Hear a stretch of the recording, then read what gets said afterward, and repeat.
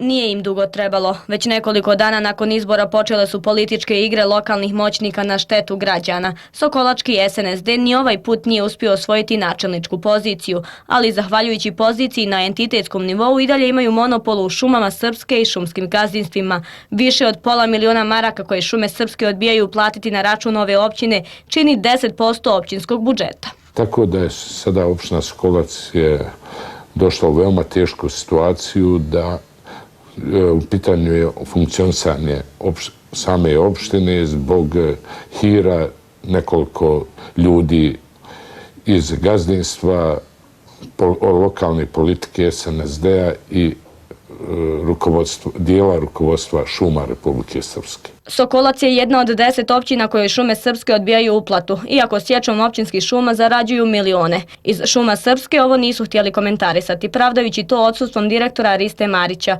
No da se radi o političkom, a ne poslovnom sabotiranju, potvrđuje i naređenje Mirka Čolovića, inače kadra SNSD-a koji je ranije više puta bio kandidat za načelnika, koje je uputio Radi Dangubiću, direktoru šumskog gazdinstva Romanija. Čolović je od Dangubića tražio da obustavi dostavu šumskih energenata gradskoj toplani. Sve je ugroženo. I grejna sezona i eventualno sutra održavanje putnih pravaca. Ja stvarno nisam ni kompetentan da to mogu narediti, niti imam bilo kakvu